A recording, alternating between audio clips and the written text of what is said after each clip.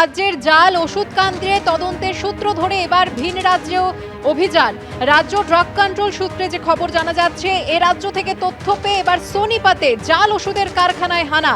বিস্তারিত জানবো, কথা বলবো আমাদের প্রতিনিধি সন্দীপ সরকারের সঙ্গে। সন্দীপ, দেখো, গত কয়েক মাসে আমাদের রাজ্যে যত পরিমাণ জাল ওষুধ ধরা পড়েছে সেই তদন্তের সূত্র ধরে বেশ কিছু খবর আমাদের রাজ্যের ড্রাগ কন্ট্রোলের আধিকারিকদের কাছে এসে পৌঁছায়, যেটা তারা ভিন রাজ্যের সংশ্লিষ্ট ড্রাগ কন্ট্রোল আধিকারিকদের জানিয়ে দিয়েছেন।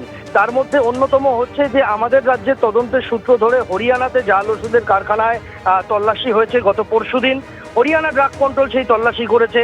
সোনিপতের খারকোদা বলে একটি জায়গায় একটি জাল ওষুধের কারখানায় গত পরশুদিন তল্লাশি চালান হরিয়ানা ড্রাগ কন্ট্রোলের ইন্সপেক্টররা। সেখান থেকে বাজেয়াপ্ত করা হয় নামি কোম্পানির জাল ট্যাবলেট এবং ক্যাপসুল। সেখান থেকে উদ্ধার করা হয় দুটো ওষুধ প্যাকেজিং এর মেশিন, কম্প্রেসার মেশিন এবং ক্যাপসুল তৈরি করার যন্ত্র, ওষুধের প্রিন্টিং এবং স্ক্যানার মেশিন। এবং এই ঘটনার সঙ্গে যোগাযোগের সূত্র ধরে যোগেশ কুমার নামে একজন ব্যবসায়ীকে হরিয়ানা ড্রাগ কন্ট্রোলের তরফে আটক করা হয়, পরে তাকে গ্রেপ্তার করে হরিয়ানা পুলিশ। এর পাশাপাশি পন্ডিচেরিতেও জাল ওষুধের কারখানার হদিশ পাওয়া গিয়েছে, যে তথ্যটা তামিলনাড়ু ড্রাগ কন্ট্রোলকে জানানো হয়েছে আমাদের রাজ্যের ড্রাগ কন্ট্রোলের তরফে।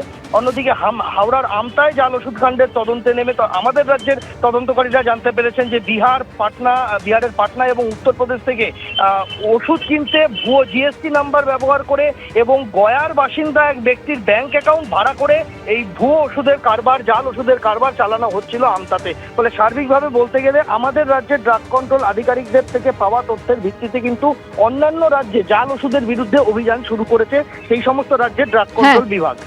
ধন্যবাদ সন্দীপ। খুব তাড়াতাড়ি দুর্গাপুর ব্যারেজ সেতু সংস্কারের কাজ শুরু হতে চলেছে। 1964 সালের পরে এই প্রথম বড় আকারে ব্যারেজ সেতুর সংস্কার করা হবে। আর এই সেতুর ওপর দিয়ে দৈনিক 26,000 গাড়ি চলাচল করে। এর মধ্যে আছে 8,000 পণ্যবাহী গাড়ি। যান চলাচলের জন্য ডাউনস্ট্রিমে তৈরি করা হচ্ছে বিকল্প পথ। 5.5 মিটার চওড়া এবং 1.2 কিলোমিটার লম্বা এই বিকল্প পথ তৈরির কাজ শুরু হবে 3রা এপ্রিল থেকে। 15ই জুনের মধ্যে কাজ শেষ করতে চায় রাজ্য। এর জন্য গঠিত হয়েছে high level engineering task force.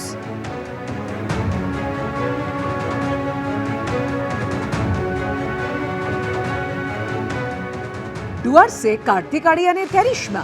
চুল দাড়ি বাড়িয়ে অনুরাগ বসুর ছবির শুটিংয়ে ডুয়ার্সে এসেছেন কার্তিক আরিয়ান। সঙ্গে রয়েছেন অভিনেত্রী শ্রীলীলাও।